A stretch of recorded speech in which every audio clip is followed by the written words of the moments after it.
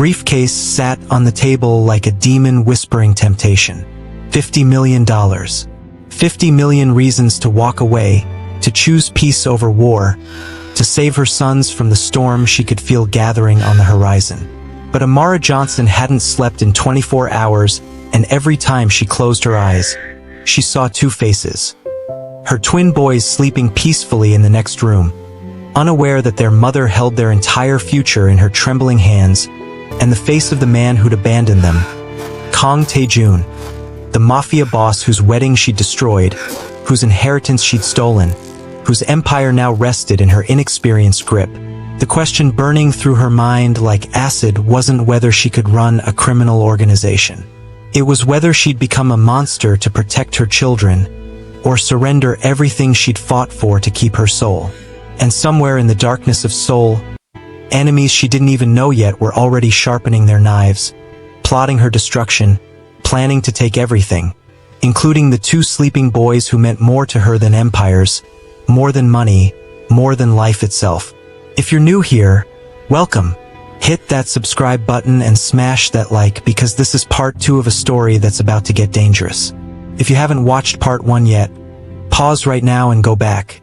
You need to see how a queen crashed a wedding and broke a king before you watch her fight a war. Trust me, what's coming next will devastate you in ways you can't imagine. The Seoul sunrise painted the luxury hotel suite in shades of gold and blood. Amara stood at the floor-to-ceiling window, watching the city wake up below her. Thousands of people starting their ordinary days while her entire world balanced on the edge of a knife. Behind her on the polished table sat Uncle Sangho's gift, the briefcase stuffed with $50 million in cash, left behind after yesterday's meeting as a reminder of the easy path, the safe choice, the coward's escape. Her laptop glowed beside it, files open showing 10 years of meticulously gathered evidence against Tae-jun. Financial crimes, business records, photographs of his empire's dark underbelly. Revenge plans she'd crafted during countless sleepless nights when the twins were babies, and she was alone in a foreign country, learning Korean from children's books while her heart shattered into smaller and smaller pieces. Her phone screen showed 47 missed calls, lawyers demanding answers, Tae-jun's number appearing again and again like a curse, reporters smelling blood in the water. The Korean press had exploded after the wedding crash, headlines screaming about the black woman who'd humiliated Seoul's most feared mafia boss, the secret twins with his unmistakable eyes, the grandfather who'd stripped his own grandson of billions and given everything to children he'd never known existed. Footsteps whispered behind her. Amara didn't turn. She knew that careful, measured walk. You haven't decided. The grandmother's voice carried the weight of decades, the wisdom of a woman who'd survived more wars than Amara could imagine. How do I choose between safety and justice? Amara's reflection in the window showed a woman who looked nothing like the 19-year-old girl who'd arrived in Seoul pregnant and terrified. This woman had edges sharp enough to cut, eyes that had seen too much, shoulders that carried the world. The grandmother moved beside her, two women staring out at a city that would never fully accept either of them. You already chose, child. 10 years ago when you kept those babies. Everyone told you to abort them, to go home, to forget the man who didn't want you. You chose the hard path then. She placed a weathered hand on Amara's shoulder. You'll choose it now. The words settled into Amara's chest like stones. Truth always felt heavy. Her phone vibrated. Uncle Sangho's name appeared on the screen, the man who'd offered her millions to disappear, the man whose smile never reached his calculating eyes, the man who saw her sons not as children but as obstacles to his own ambitions. Amara answered, Mr. Kang. Ms. Amara. His voice dripped false courtesy. I trust you've had time to consider my generous offer. Shall we meet to finalize the paperwork? She looked at the briefcase. $50 million. Enough to take her sons anywhere in the world. Enough to build a new life far from Korean mafia wars and custody battles and men who wanted to erase her existence. Enough to sleep peacefully for the first time in a decade. Yes, she said quietly. Let's meet. I've made my decision. The satisfaction in Sangho's voice was audible. Excellent choice. The restaurant on Gangnam Boulevard, 11 a.m. Come alone. I'll bring my sons. The words came out sharp as broken glass. A pause. That's unnecessary. They're part of this. They deserve to see what I choose. She hung up before he could argue. In the adjoining bedroom, Taehyun and Taemin slept curled together like puppies.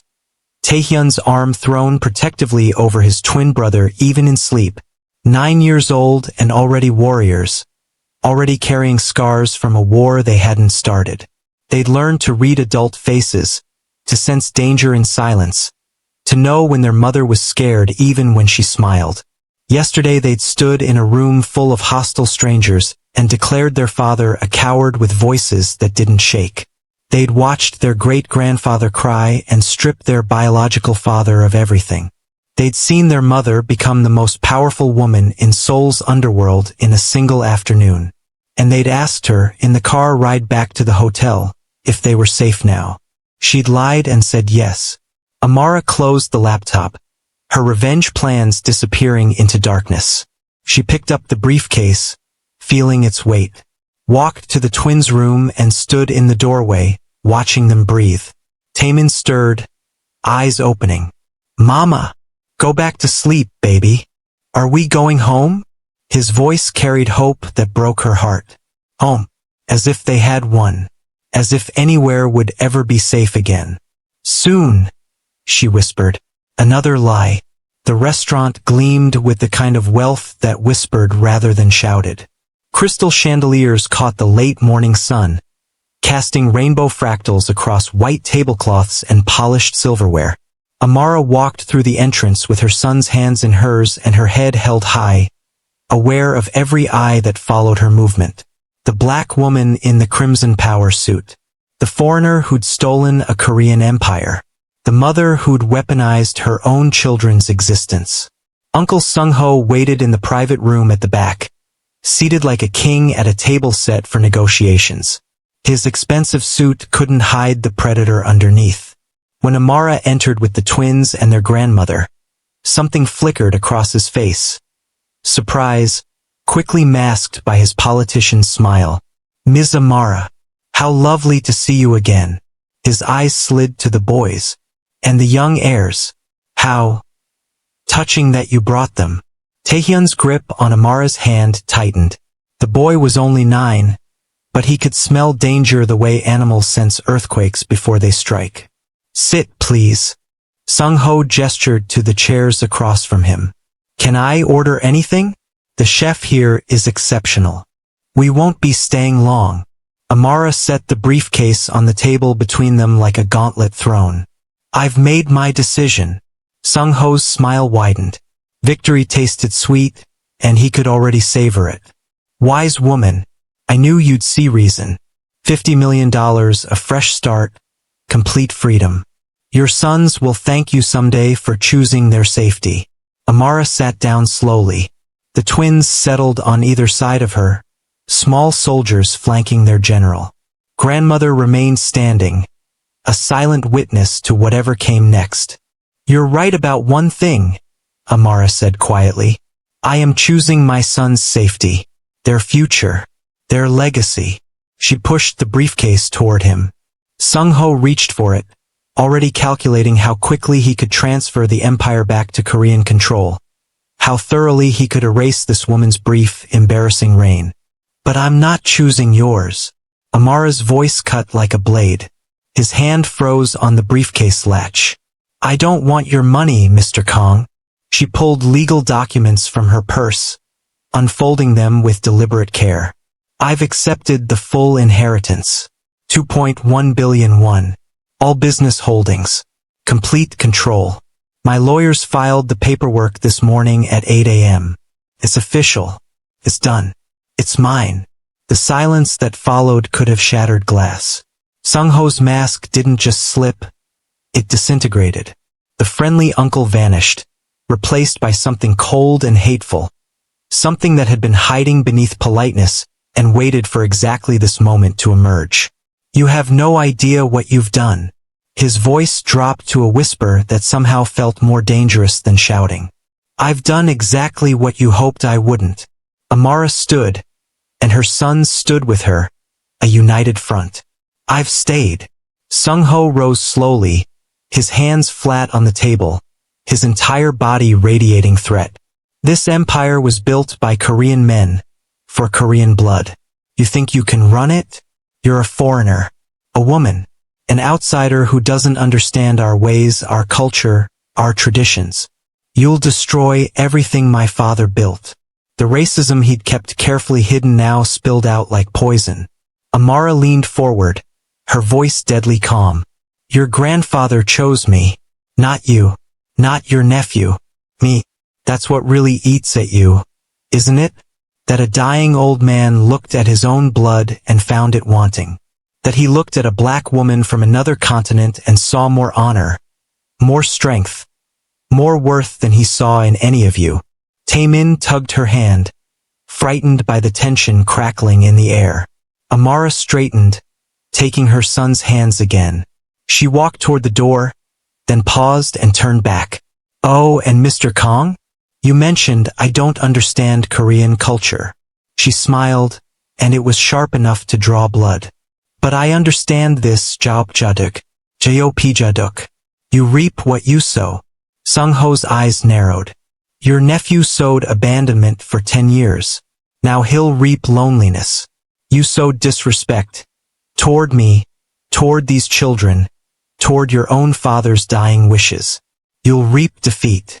She walked out with her head high, her sons beside her, leaving Sangho alone with a briefcase full of rejected money and rage that would consume him. The door had barely closed when Sangho pulled out his phone. His hands shook, not with fear, but with fury so pure it was almost beautiful in its intensity. She rejected it, he said when someone answered. Execute Plan B. I want her destroyed. I want her humiliated. I want her begging me to take that empire back. A pause. And if she won't surrender it willingly, we'll make her. Find her weakness. Everyone has one. He ended the call and stood alone in the private dining room, staring at the briefcase of money that was supposed to solve everything. $50 million, worthless. His carefully constructed plan, demolished by a woman who didn't know her place, who didn't understand that empires belong to men, to Koreans, to people who earned them through blood and tradition. Not foreign girls who trapped stupid boys with pregnancies and manipulated dying old men with cute grandchildren. Outside the restaurant, Amara strapped the twins into the car. Her hands were shaking now, adrenaline finally catching up to the bravado she'd performed in that room. Mama, you're trembling, Taehyun said, his young face worried. I'm okay, baby. That man was scary, Taemin whispered. Grandmother slid into the front seat. He'll come for you now. You know that. Let him come. Amara started the engine, but her voice cracked on the words, betraying the terror beneath her courage. She just declared war on a man who'd spent 60 years building an empire through violence, corruption, and ruthlessness. She was 30 years old, had been CEO for less than 24 hours, and didn't even know how many enemies she'd just made. But she'd made her choice. For better or worse, for survival or destruction, she'd chosen to fight. The car pulled into Seoul traffic, and Amara caught Sangho's reflection in the restaurant window, watching her leave with eyes that promised suffering. The corporate headquarters of Kong Enterprises towered over Gangnam like a glass and steel monument to power. Amara stood in the underground parking garage, staring up at the building through the concrete ceiling, as if she could see through solid matter to the executive boardroom where 15 men waited to meet their new CEO. 15 Korean businessmen, Mafia underbosses, corrupt officials. All of them expecting her to fail, hoping she'd crumble, already calculating how quickly they could install someone more acceptable once she inevitably resigned. You don't have to do this today, Grandmother said from the back seat where she sat with the twins. Take time. Prepare. If I wait, I look weak. Amara checked her reflection in the rearview mirror. Perfect makeup couldn't hide the exhaustion in her eyes, but it could hide the fear. I have to walk in there like I belong. Like I was born for this. Taehyun leaned forward. You were, Mama. Great-grandfather said so. The faith in his 9-year-old voice nearly broke her. She rode the private elevator to the 40th floor, each ascending second feeling like a countdown to execution. The elevator doors opened onto a reception area decorated in minimalist luxury. Black marble, chrome accents, floor-to-ceiling windows showcasing Seoul sprawling beneath them like a conquered kingdom. A young woman at the desk bowed. Ms. Amara. They're waiting in the boardroom. Of course they were. Waiting like wolves for a lamb to wander into their territory. Amara pushed open the heavy doors. 15 men turned to look at her. Not one of them stood. Not one of them smiled. The disrespect was deliberate. A test to see if she'd demand the courtesy she was owed or let it slide. She let it slide. Pick your battles. Gentlemen. She walked to the head of the table. Her grandfather's chair, now hers, and remained standing. Power move. I'm Amara Johnson, Chairman Kang's chosen successor. Mr. Choi, the silver-haired advisor who'd seemed supportive at the funeral, spoke first. His voice carried practiced warmth that didn't reach his calculating eyes. Gentlemen, this is Ms. Amara, appointed by Chairman Kang himself. Let's give her the respect that position deserves. Polite applause followed. Forced, cold, mocking. Amara opened her laptop, projecting her screen onto the wall behind her. I know I'm not what you expected. I'm young. I'm a woman. I'm not Korean. But I was chosen for a reason, and I intend to honor Chairman Kang's legacy while transforming this organization into something that can survive the next generation. An older boss, Kim, according to the nameplate, interrupted. With all due respect, Ms. Amara, you don't know this business. You've never run a company, never managed operations of this scale. You're asking us to follow someone who doesn't understand what we do. The challenge hung in the air. Then teach me. Amara met his eyes without flinching. Or get out of my way. The tension in the room crystallized into something sharp enough to taste. Mr. Choi, ever the peacemaker, cleared his throat. Perhaps we should review the quarterly financial reports? Help Ms. Amara understand the scope of our operations. The presentation began. Slides flashed across the screen, each one revealing another layer of the empire she'd inherited. Legitimate businesses first: hotels, real estate, restaurants, generating 500 million won annually. Respectable, legal, the public face of the Kang Empire. Then the slide changed. Special operations, the CFO explained carefully. Gambling establishments, entertainment venues, protection services. Approximately 800 million won per year. Amara's stomach tightened. Protection services, the polite term for extortion. Another slide. Overseas ventures. 600 million won annually. What are overseas ventures?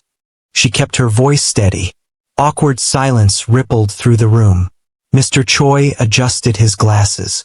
Import and export operations, primarily. Of what? Another pause, longer this time. A different boss, younger, harder, answered. Various goods. The details are complex. The way he said complex made her skin crawl. She wasn't stupid. She'd spent 10 years researching this empire, gathering evidence against Taejun. She knew what overseas ventures and various goods meant in the context of a criminal organization. But seeing it laid out in spreadsheets and profit margins, realizing she now controlled these operations, that she was responsible for whatever happened in those overseas warehouses and gambling dens and protection rackets, that was different than knowing it theoretically. I need a moment. She stood abruptly. 10 minutes. Amara made it to the private bathroom before she started shaking. Gripped the marble sink and stared at her reflection. This woman who'd thought she was ready for war, who'd rejected $50 million to stand on principle, who'd walked into a boardroom full of criminals and pretended she belonged. She pulled out her phone with trembling hands and called grandmother. I can't do this. The words came out broken. The empire it's not just business. It's evil. Real evil. People are suffering because of what we control. And I'm responsible now. I'm complicit. Grandmother's voice came through steady and sure. Then destroy it, child. If I destroy it, Taejun and Sangho take over. They'll rebuild it worse than it was. Then transform it. Fast. Before it transforms you into something you can't recognize. Amara wiped her eyes, fixed her makeup, straightened her suit, walked back into that boardroom with her spine steel and her face a mask.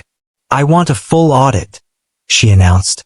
Every operation, every account, every dollar. I want to know exactly what this empire does and how it does it. Protests erupted immediately. That will take months. Some operations are sensitive. We have protocols. Amara's voice cut through the chaos like a knife. The audit starts Monday. Anyone who obstructs it will be fired. Anyone who refuses to cooperate will be investigated. This empire is changing, gentlemen. Either change with it or get left behind. She gathered her laptop and walked out, leaving 15 men staring after her in shock. After she left, the boardroom erupted in furious whispers. Mr. Choi remained calm, watching the door where Amara had disappeared, his expression unreadable. One of the younger bosses leaned forward, voice dripping contempt. She won't last a month. That woman has no idea what she's doing. Another nodded agreement. An audit? She's going to expose everything. Get us all arrested. Mr. Choi pulled out his phone, fingers moving quickly across the screen. A text message sent to an encrypted number. She's auditing everything. Proceed with your plan. The response came seconds later. Understood. Phase 1 begins tonight. Mr. Choi pocketed his phone and smiled at the men around the table. Gentlemen, patience. All problems solve themselves eventually. Across the city, in a penthouse that had been his home for 8 years, Kang Taejun watched movers carry his belongings out in cardboard boxes. The building security stood by the door, arms crossed, making sure the eviction proceeded smoothly. Outside, paparazzi gathered like vultures, cameras ready to capture the former Mafia boss's humiliation. Sir, this property now belongs to the Kang family trust, the head of security said, not unkindly. You need to be out by 6 p.m. Taejun stared at the Rolex on his wrist, the last expensive thing he still owned. Yesterday he tried to use his credit card at his favorite restaurant and watched the waiter's face change when the transaction declined. I'm sorry, Mr. Kang, but this card has been frozen by a state executor. He'd called the bank from the restaurant bathroom, voice shaking with disbelief. There must be a mistake. I'm Kang Taejun. My accounts have millions. Had millions, sir. All assets have been transferred to the family trust pending final estate settlement. You'll need to contact the executor. The executor. Amara. The woman whose 19-year-old face still haunted his dreams, who'd looked at him with such hope and love when they'd married in that tiny courthouse ceremony 11 years ago. Before he'd destroyed her. Before he'd destroyed everything. Now she controlled everyone he'd ever earned, every property he'd ever owned, every asset he'd accumulated in 35 years of living as the heir to an empire. A mover dropped a box. Glass shattered inside. His collection of expensive liquor, now broken on marble floors that weren't his anymore. Careful with that. Taejun snapped, then realized how pathetic he sounded. These weren't his things anymore. This wasn't his home. He had no right to demand anything. His phone rang. A blocked number. Mr. Kang? This is Golden Security Services.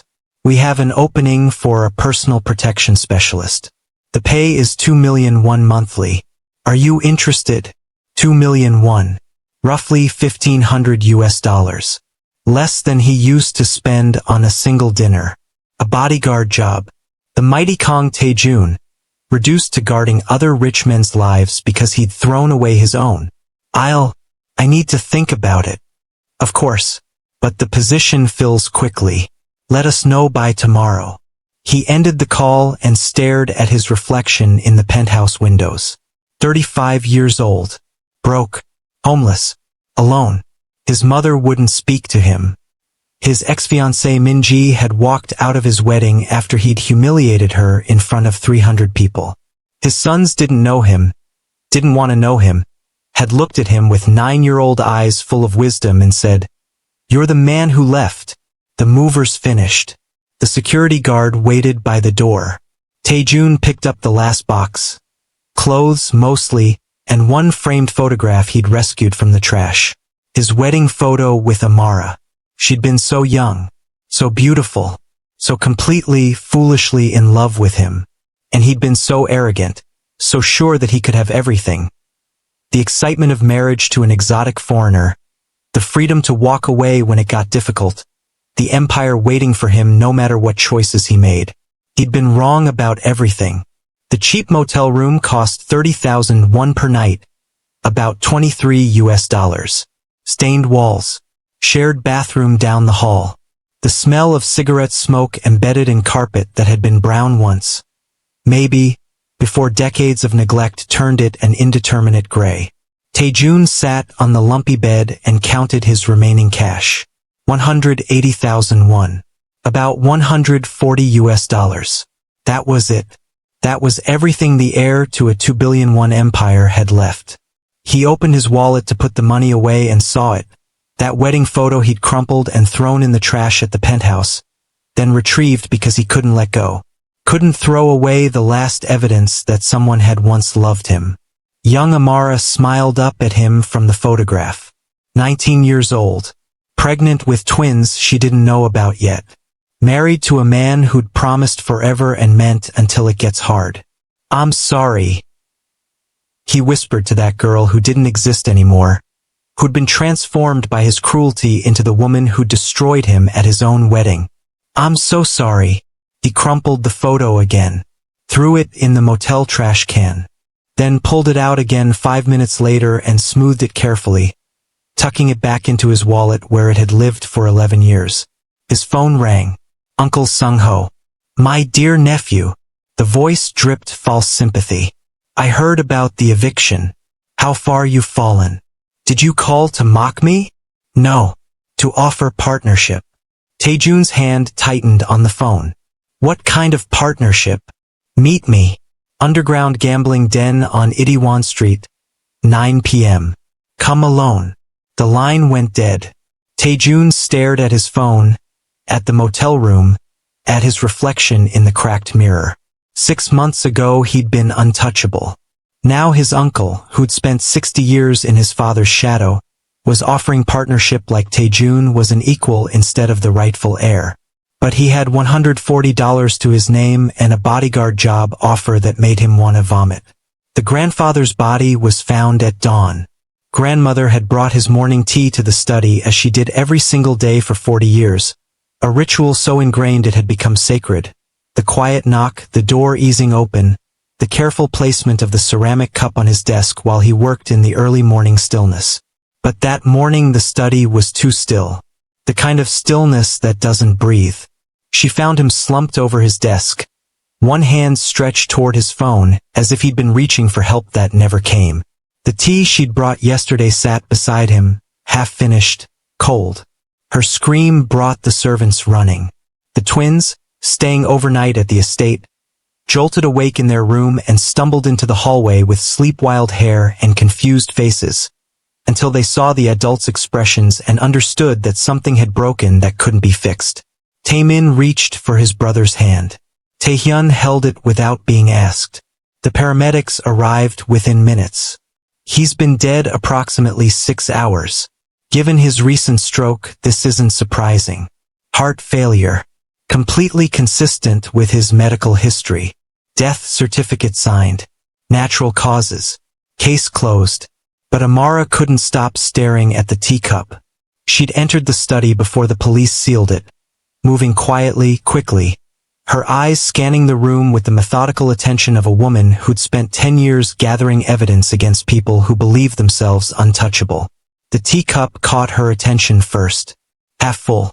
Her grandfather always finished his tea. Grandmother had mentioned it once. How he'd never waste a drop of anything. A habit from childhood poverty he'd never shaken despite becoming a billionaire. She leaned close and smelled it. Bitter almonds. Faint but unmistakable beneath the green tea aroma. Her eyes moved to his medication bottles lined on the corner of the desk. She studied the labels without touching them, her phone camera capturing each one silently. Something was wrong. The blood pressure medication was in the bottle labeled for his heart arrhythmia drug. The stroke prevention medication was in the wrong container entirely. Switched. Deliberately, carefully switched. Grandmother appeared in the doorway, watching Amara photograph everything. You think someone? I don't know. Amara's voice came out barely above a whisper. But something isn't right. She pulled out her phone and called Prosecutor Kim. I need a favor. Toxicology report. Unofficial, discreet, and fast. I'll explain later. Just trust me. She pocketed her phone and looked at the half-finished tea, at the switched medication bottles, at the stretched hand that had reached for help in the dark. The murder mystery had just begun, and she couldn't tell anyone. Not yet. 500 people filled the traditional Korean funeral hall 3 days later. Seoul's elite and underworld united in grief, or at least in the performance of it. Media crowded the entrance. Politicians sat beside crime bosses in a display of the city's uncomfortable truth. Power and corruption shared every pew. The twins stood in white mourning hanbok, their small faces devastated but composed, and performed the ceremonial bows with a precision that drew whispers throughout the hall. Those boys have good Korean upbringing, guests murmured. The grandfather would be proud. They didn't know their mother had taught them every tradition, every gesture, every word of ceremony in the quiet hours after bedtime stories when she'd prepared them for exactly this moment. Amara's eulogy, delivered in Korean that had improved from broken survival phrases to eloquent precision over 10 years, silenced the room completely. Chairman Kong gave me a gift I didn't deserve, his trust. He saw something in me I couldn't see in myself. He loved my sons when their own father wouldn't. Her eyes found Taejun in the back row, and she watched those words cut him open. I promised to honor his legacy, to protect his great-grandsons, to build something worthy of his name. Sangho's counter-eulogy followed immediately, every word a pointed weapon. My father was a traditional man. He built this empire with Korean values, Korean strength, Korean honor. May his legacy remain in Korean hands. He looked directly at Amara when he said it. The message was unmistakable. Then Minji walked in, dressed in elegant black, her father Prosecutor Kim beside her. She crossed the funeral hall with deliberate purpose and sat directly beside Amara. Not beside Taejun. Not in the neutral middle. Beside Amara. The symbolism was devastating and public. Taejun watched his ex-fiancée choose his ex-wife and felt something final snap inside him. After the ceremony, he approached Amara anyway. Can we talk? About the boys. Now you want to talk about them? I'm their father. Biology doesn't make you a father. Showing up does. Taehyun materialized beside his mother like a small guardian, his father's piercing eyes cold and protective. Mom, is this man bothering you? Taejun knelt down. We know who you are. Taehyun's voice was steady as stone. You're the man who left. Taemin added softly, more gently but equally devastating. Great-grandfather said we should forgive, but Mom says forgiveness doesn't mean forgetting. They walked away together, hand in hand, leaving their father kneeling on the funeral hall floor with silent tears running down his face. Grandmother saw it, almost went to him. Her feet took one step toward her broken son before she stopped herself and followed the twins instead. The will reading at the law office 3 days later was the final execution. The lawyer read clearly, "To my grandson, Kang Taejun, I leave my watch and my disappointment. You had everything and valued nothing. Sangho contested immediately. The lawyer played a video. Grandfather, completely lucid, signing the revised will 1 week before his suspicious death. This is my choice. My grandsons deserve this empire. Taejun abandoned them. I will not. The judge denied the contest without hesitation. Sangho turned to Amara with eyes that promised war beyond anything she'd yet experienced. You think you've won? This is just beginning. That night, in his private estate, Sangho gathered his war council. Corrupt police officers, rival gang leaders hungry for Amara's blood. And through an encrypted phone, the voice of Mr. Choi, trusted advisor, grandfather's closest friend, loyal traitor. Sangho outlined 5 phases of destruction with the calm of a general who'd never lost a battle. Business sabotage, legal assault, financial pressure, personal attacks. And phase 5, the nuclear option he described only as the children. Watching Taejun's face go pale across the table. We're not touching the twins, Taejun said. Sangho's smile was patient and terrible. Of course not. Unless she leaves us no choice. The war had a plan now, and Amara didn't know a single detail of it. 2 days later, Taejun went to meet Sangho. The gambling den operated in a basement beneath a legitimate restaurant, accessible only through a kitchen entrance and downstairs that smelled like old cooking oil and desperation. Sangho waited at a private table in the back, surrounded by smoke and the sounds of illegal gambling. Dice rolling, cards shuffling, men cursing their losses.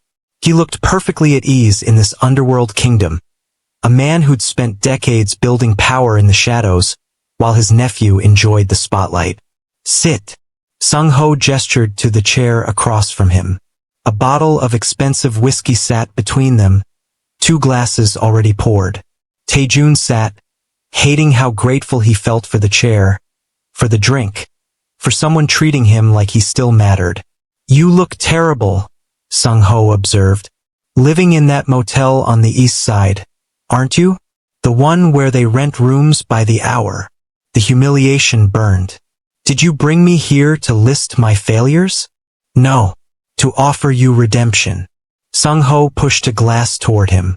That woman has stolen what's rightfully yours. But more than that, she's an insult to everything we are, everything we've built, everything our family represents. Taejun lifted the glass but didn't drink. She's the mother of my children. She's an outsider. Sangho's voice hardened. A black African woman running a Korean family empire. Can you imagine the shame? The disrespect to our culture, our traditions, our way of life? Your grandfather was manipulated on his deathbed. He wasn't thinking clearly. The stroke damaged his judgment. He seemed pretty clear when he called me worthless. The words tasted like ash. You made mistakes. Sangho leaned forward, his voice dropping to something intimate and persuasive. You were young, 25 years old when she trapped you with that pregnancy. You panicked. You ran. That's human. But her? She planned this. 10 years of planning. Came back to Seoul with those children like weapons.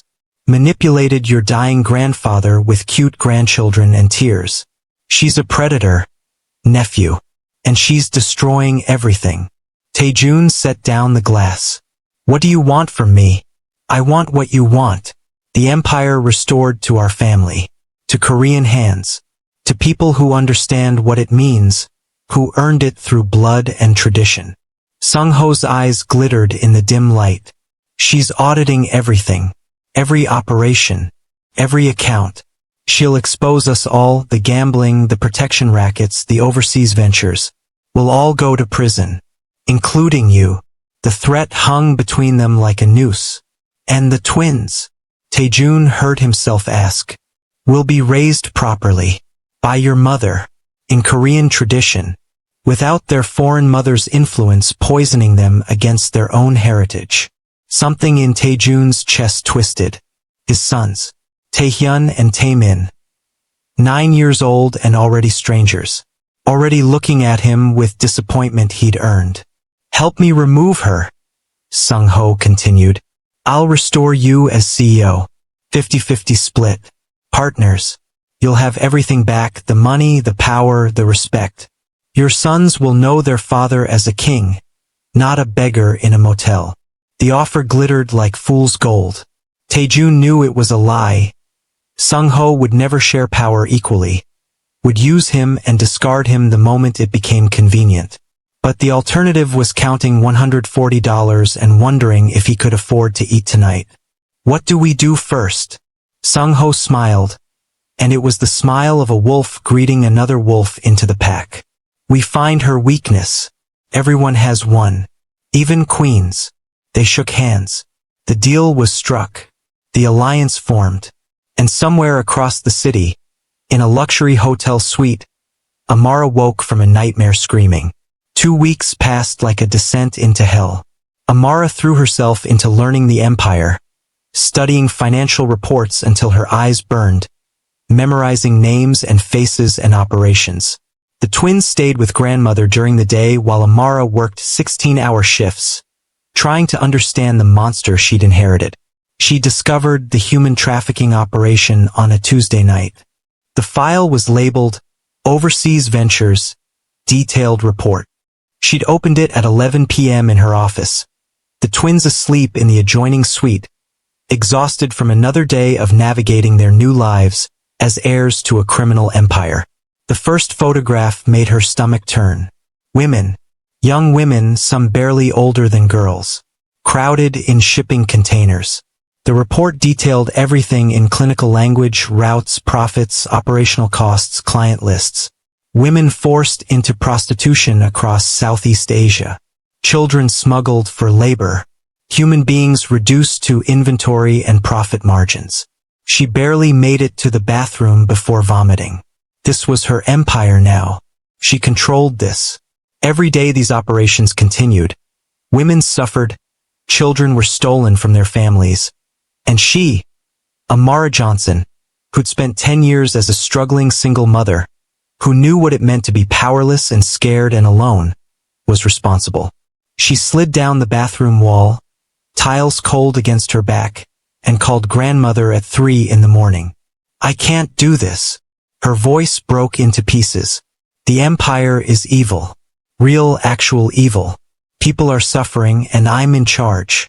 I'm complicit. I did this for my sons. But what example am I setting? What kind of mother becomes a monster?" Grandmother's voice came through steady and sure. "Then destroy it, child. Burn it all down. If I destroy it, Taejun and Sangho take over. They'll rebuild it worse. At least I can try to change it, try to. Then transform it. Fast. Before it transforms you into something you can't recognize in the mirror." Amara stood, washed her face, walked back to her desk, opened her email and typed with shaking hands. Subject: Immediate shutdown, overseas operations. Effective immediately, all human trafficking operations cease. Facilities closed. Victims relocated to safe houses with full compensation. Anyone who disobeys will be prosecuted to the fullest extent of the law. This is not negotiable. This is not temporary. This ends now. She hit send at 3:47 a.m. Within an hour, her phone exploded with calls. Angry bosses screaming about losses. "You're destroying us. This is suicide. You'll lose 600 million won annually." She ignored every call and made her choice. Her soul over her empire. Morality over money. Humanity over profit. But choices have consequences, and hers were coming fast. The raid came 2 weeks later, at dawn, when Seoul was still wrapped in darkness and the city's sins hid behind closed doors. Amara's luxury casino in Gangnam, one of the empire's most profitable legitimate businesses, became ground zero for her destruction.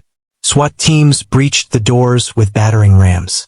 Guests scattered, screaming, champagne glasses shattering on marble floors.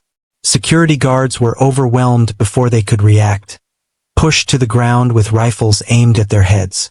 The casino's manager was dragged from his office in handcuffs, shouting about lawyers and rights and mistakes. They found 5 kilograms of cocaine hidden in the VIP room, illegal weapons in the manager's safe, evidence of money laundering in computer files that appeared on servers that had been cleaned the night before.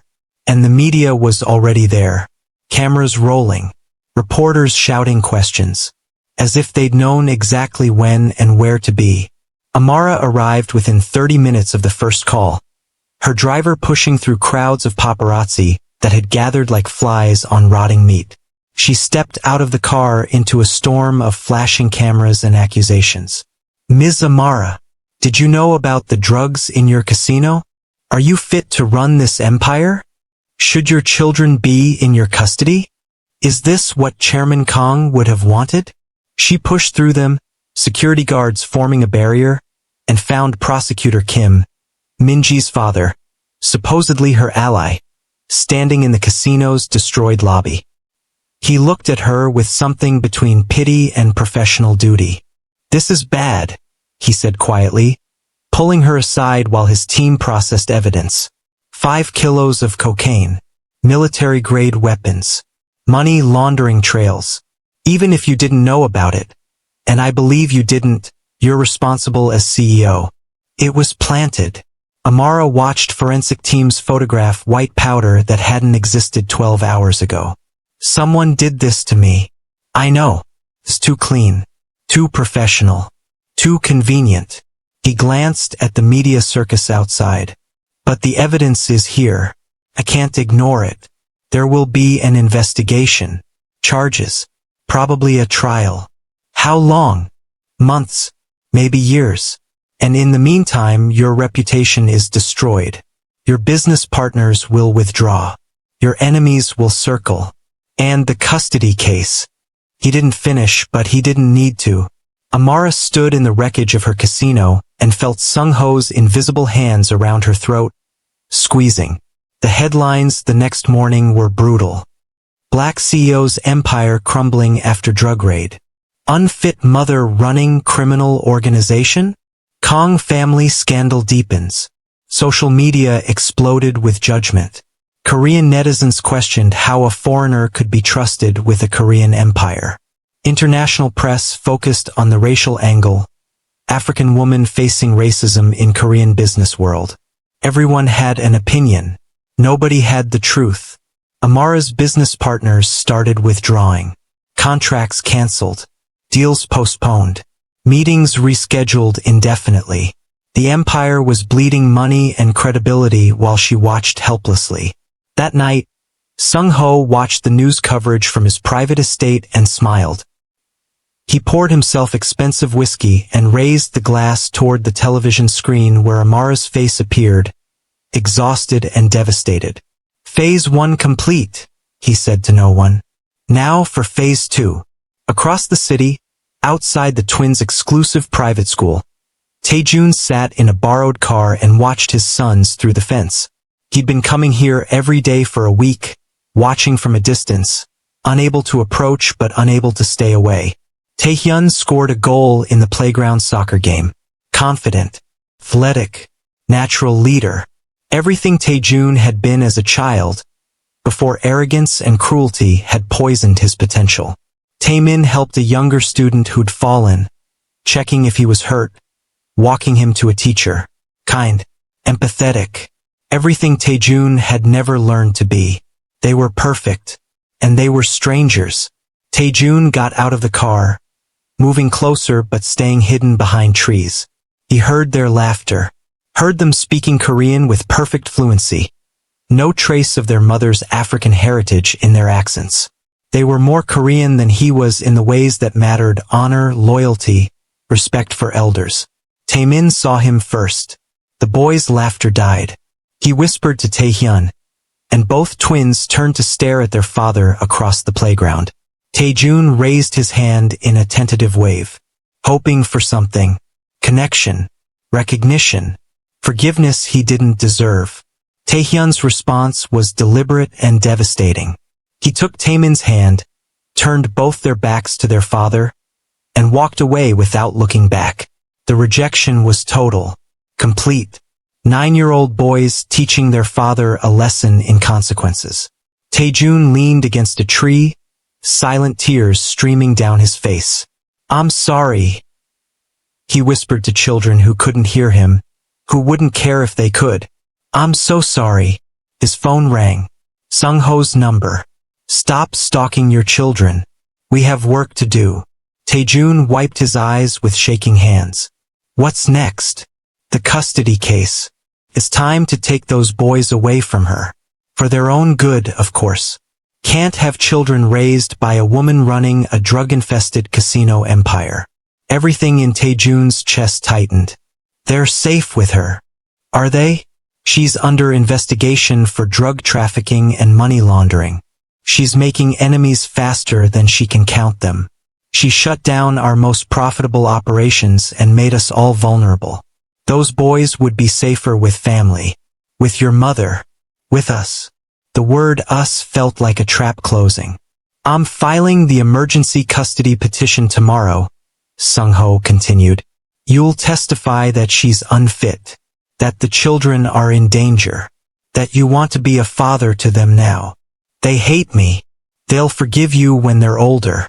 When they understand you saved them from her." Sangho's voice hardened. "This is happening, nephew. With or without your cooperation. But it looks better if you're involved." The concerned father, finally stepping up. Taejun closed his eyes and saw his sons walking away from him. Saw Amara at 19, pregnant and terrified, watching him pack his bags. Saw himself in the mirror of a cheap motel, counting his last dollars and hating what he'd become. "I'll do it," he heard himself say. The line went dead. Taejun sat in his borrowed car outside his son's school and wondered when he'd stopped being human and started being a monster wearing a human face. The legal papers arrived 3 days later, delivered by courier to Amara's office while she was in the middle of crisis management meetings. Her lawyer's face went pale as he read the emergency petition. "They're filing for custody. Emergency hearing in 72 hours. They're claiming you're an unfit guardian." He slid the documents across her desk. The evidence they're citing: the casino raid, the criminal empire, dangerous environment for children. And Taejun is listed as co-petitioner. He's claiming he wants to be a father now. The words hit Amara like physical blows. Her hands shook as she read the petition. Sangho's name. Taejun's name. Legal language that boiled down to one accusation. She was a bad mother. That her sons would be safer anywhere else. With anyone else. "They can't take my children." Her voice came out broken. "They can't. Those boys are everything. They're the reason I'm still breathing. We'll fight this." Her lawyer's confidence sounded hollow. "You're their mother. You've raised them alone for 10 years. You've provided for them, protected them, loved them. But Amara, you need to understand, you run a criminal empire now. You are under investigation. The judge will consider whether your current situation puts the children at risk." Grandmother entered the office, having heard the news. Her weathered face showed the impossible weight of her position. "He came to me," she said quietly.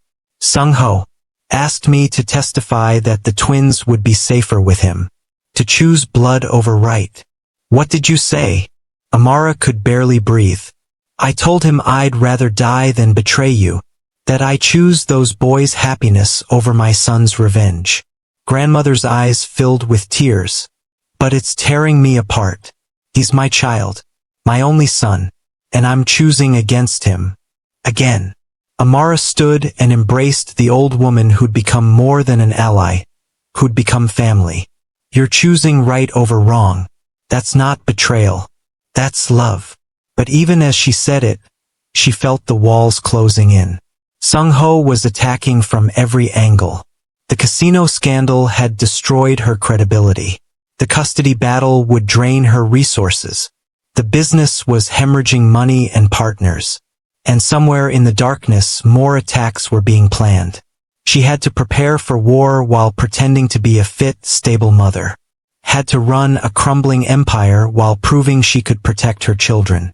Had to fight men with decades of experience while she'd been CEO for less than a month. The hearing was in 72 hours. She had 3 days to save her family. That night, Minji collapsed during a strategy meeting. One moment she was standing at the conference table, pointing at documents, discussing legal options. The next moment she was on the floor, blood pooling beneath her, her face white as death. "Call an ambulance."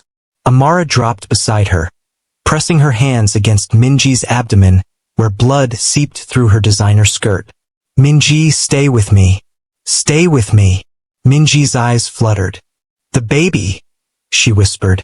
"Please, save the baby." In the ambulance, racing through Seoul traffic with sirens screaming, Amara held Minji's hand while paramedics worked frantically. "You're going to be fine, both of you. Just hold on." But Minji's eyes were closing, her grip weakening, and Amara remembered another ambulance ride 11 years ago when she'd gone into premature labor with the twins, alone and terrified, calling Taejun's number over and over while he never answered. At the hospital, Prosecutor Kim arrived within minutes, his professional facade cracking when he saw his daughter on a gurney surrounded by doctors. "What happened? Is she? She's pregnant," Amara said quietly. 8 weeks. High risk. She's been under too much stress. His face went through shock, rage, calculation. "Whose?" "Taejun's. From before the wedding." The prosecutor's expression could have melted steel. "That son of a bitch." The doctor emerged an hour later. "The pregnancy is in severe distress. She needs complete bed rest or she'll miscarry. No stress. No work. No anything. If she doesn't rest, she will lose this baby. There's no maybe." Minji, pale and weak in the hospital bed, heard the prognosis and started crying. "I can't rest. We're in the middle of a war. Amara needs me. The custody hearing is in 3 days." Her father approached the bed, face hard. "Maybe losing it is for the best. End this complication. Cut all ties to that family." "No." Minji's voice came out fierce despite her weakness. "This is my baby. Not his. Not yours. Mine. And I'm keeping it." She turned to Amara. "I need to tell him, Taejun.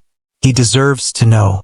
If something happens to me or the baby and I didn't tell him, I could never forgive myself." Amara understood. Despite everything, despite the hatred and betrayal, Minji still believed in truth, in doing the right thing even when it cost everything. "Are you sure?" Minji nodded. "Call him. Tell him we need to talk." The coffee shop was neutral territory, public enough to be safe, private enough for devastating conversations. Taejun arrived looking worse than Amara had ever seen him. Thinner, harder, with eyes that had seen too much suffering and not enough sleep. He barely glanced at Amara before focusing on Minji. "You look terrible. Always the charmer." Minji's laugh was bitter. She slid the ultrasound photo across the table. Taejun stared at it. Didn't understand at first. Then his face changed, color draining, hands starting to shake. "You're pregnant. 12 weeks now. It's yours." The silence that followed could have shattered worlds. "Why didn't you tell me sooner?" His voice cracked. "Because I hate you. Because I didn't know if I wanted to keep it. Because you ruined my life and I didn't want you to ruin another child's." Minji pulled her hand away when he reached for it. "I don't want your apology. I want you to know this baby is mine. You have no rights, no claims. I'm raising it alone. That's my child. You already abandoned 3 children. You don't get to claim this one. If you've been watching and your heart is breaking for these broken people trying to do right after doing so much wrong, hit that subscribe button and smash that like because what happens next will destroy you. This story isn't slowing down. It's accelerating toward collision." Taejun sat frozen, holding the ultrasound photograph with trembling hands. For children. He was responsible for 4 children and he'd failed every single one of them. The twins who turned their backs on him at school. The unborn baby whose mother hated him with justified fury. And whatever future existed for all of them, built on the wreckage of his choices. Please. His voice broke into pieces he couldn't reassemble. Let me do this right. Let me be part of this. Whatever I have to do, whatever it costs, I want to be a father. A real one. Not the man who ran. Minji studied him with eyes that had learned to see through performance and reach the truth beneath. You want to be a father? Then be one to the sons you already have. Prove yourself to them first. Then maybe, I'll consider letting you near this one. She stood to leave, then paused. Choose a side, Taejun. Your uncle's revenge or your children's future. You cannot have both. The man I thought I was marrying would have chosen his children without hesitation. Find that man, if he still exists. She walked out. Taejun sat alone with the ultrasound photograph and the wreckage of every choice he'd ever made. Amara watched him from across the table. This man who destroyed her, who was destroying himself far more thoroughly than she ever could have managed. Are you going to help Sangho take my sons? She asked quietly. He couldn't meet her eyes. I signed the petition. The words landed like a physical blow. She had known it was coming, but hearing it confirmed still felt like betrayal. You're going to help a man who doesn't care about those boys take them from the only parent who's always shown up for them. He said they'd be safer. From me. Her voice broke. I crossed an ocean for those boys. I learned your language for them. I worked 3 jobs while nursing twins at midnight. I sent 127 letters to their father and never gave up on them, deserving to know where they came from. And now you're going to stand in a courtroom and call me unfit. Silence stretched between them. He'll lose, she said finally, standing. Because truth matters more than strategy. And the truth is those boys are thriving, loved, protected. Whatever Sangho thinks he's doing, he won't win. She walked away, leaving Taejun alone with his ultrasound photograph and his impossible choice. That night, Amara finally exposed the mole. She'd noticed the pattern weeks earlier. Sangho's attacks were too precisely timed, his information too accurate, his moves too well coordinated. Someone inside her circle was feeding him intelligence. She'd set her trap methodically, telling different stories to different people and waiting to see which thread unraveled. To Mr. Choi she'd said, I'm moving the twins to an international school in Singapore next week for their safety.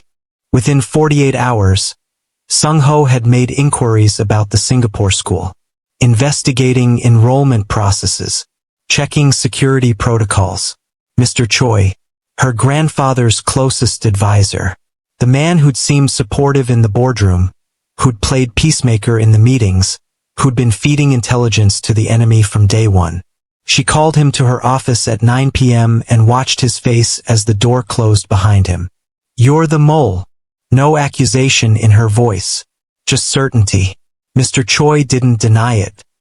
He sat heavily in the chair across from her, looking older suddenly, a man carrying guilt that had been building for months.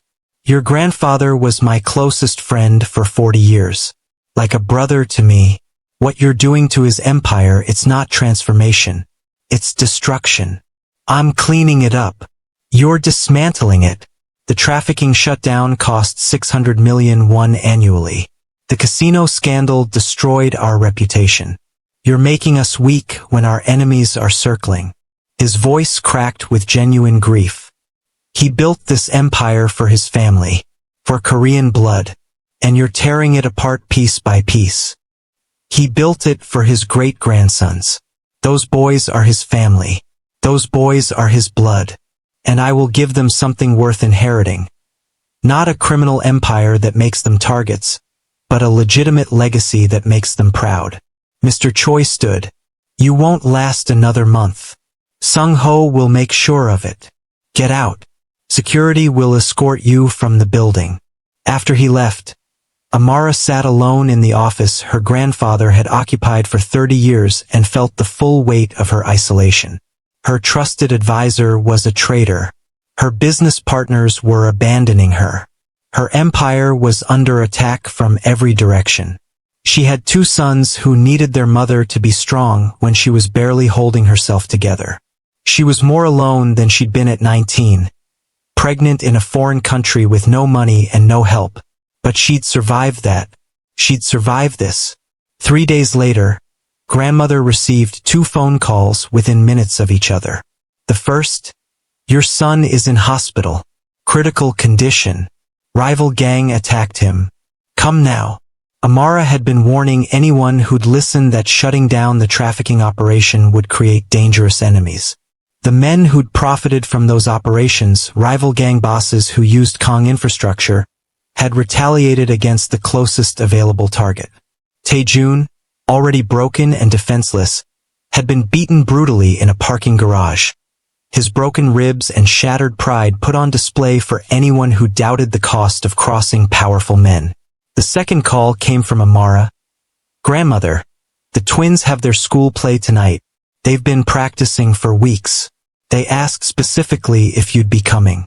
They made you a front row seat." The silence between those 2 calls lasted approximately 30 seconds. Grandmother chose the school play. She sat in the front row of the school auditorium and watched her great-grandsons perform traditional Korean dance in silk costumes, their movements fluid and perfect, their small faces glowing with concentration and pride. The audience applauded. The boys bowed. They scanned the crowd and found her face, and their smiles, their real smiles, rare and precious, broke across their faces like sunrise. She chose the future. She chose them. At the hospital, Taejun lay in a bed surrounded by bruises and broken bones and empty chairs. A nurse stopped in with medication. "Your mother called. She said to tell you she loves you, but she couldn't come." He turned his face to the wall.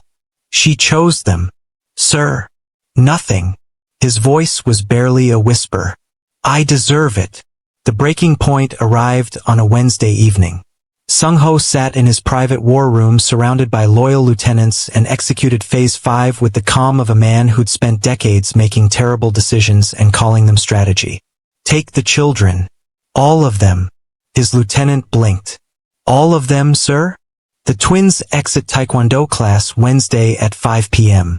Minji leaves the hospital Thursday morning for her checkup. Simultaneous operations. 3 birds, 1 stone. The twins, Minji, and the unborn heir. When Amara has no children left to protect, she'll sign anything. Outside the Taekwondo studio, black vans waited with engines running. When the twins emerged with their bodyguards, everything happened with horrifying speed. Screeching tires, armed men in black. The bodyguards fought back. Professionally, desperately, but they were outgunned. 1 guard fell protecting Taemin, his body shielding the boy from bullets that would have ended everything. In the chaos, both boys were grabbed, thrown into the van, the doors slamming on their screaming voices. Simultaneously, in a hospital parking garage, Minji walked toward her car after her checkup. 3 men surrounded her before she could react. She fought, scratching one's face deep enough to draw blood, screaming for help, but they were bigger, faster. A blow to the head knocked her unconscious. She collapsed in the parking garage, pregnant belly visible, her phone skidding under a car where no one would find it. Security footage captured everything and was sent directly to Amara's phone in real time.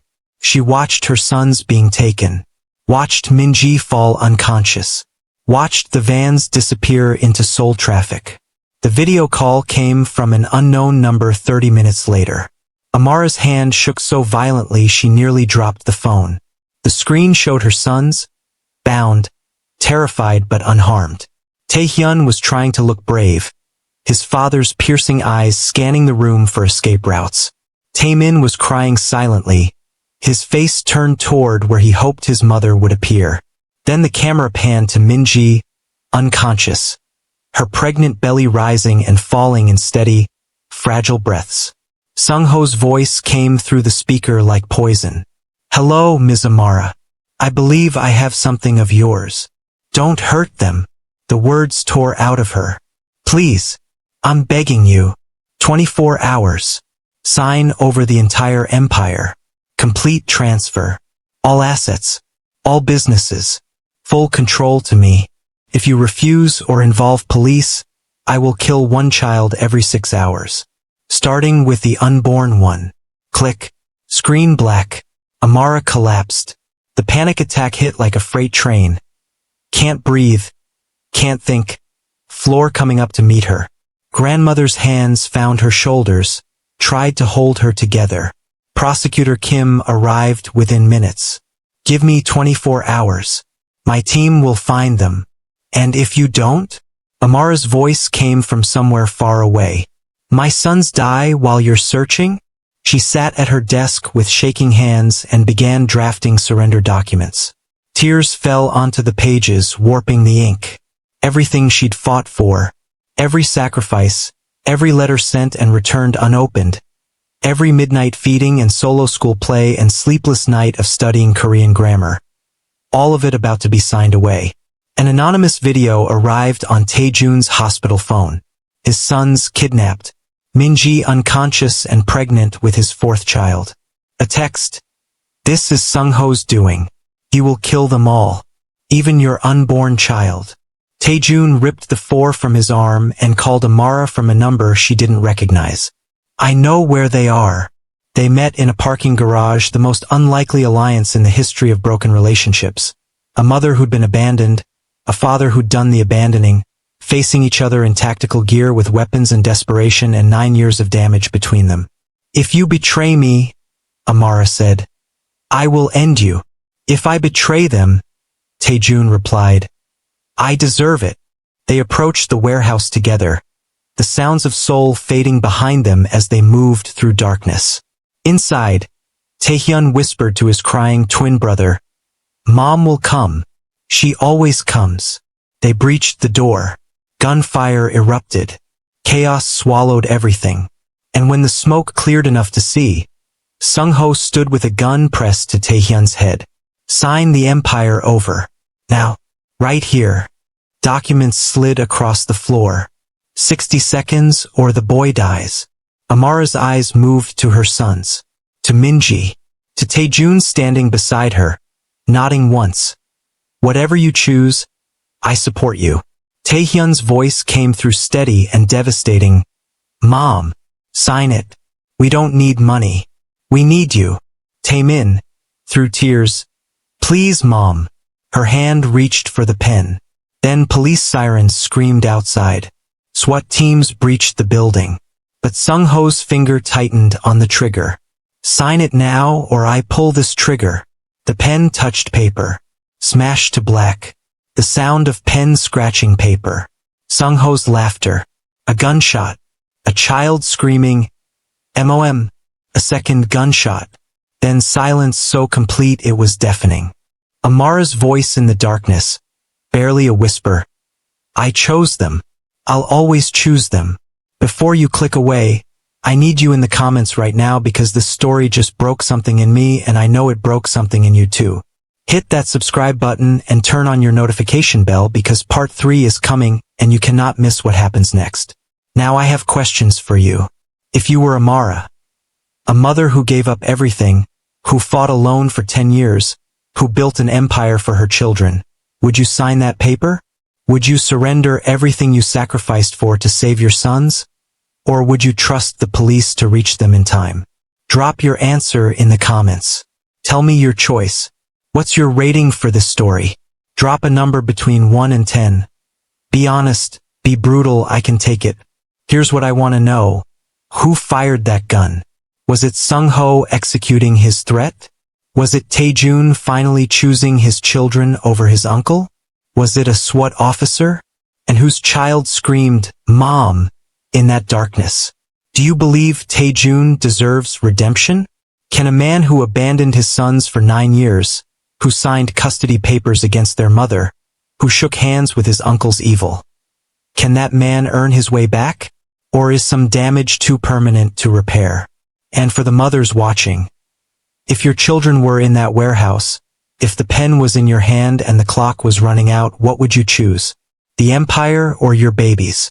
justice, or survival. Share this video with someone you love because this story is about pain, sacrifice, redemption, and the impossible things we do for the people who matter most. Those are stories worth sharing. Thank you so much for watching. I genuinely appreciate every single one of you who stayed from the very first word to the very last gunshot. Your support keeps this channel alive.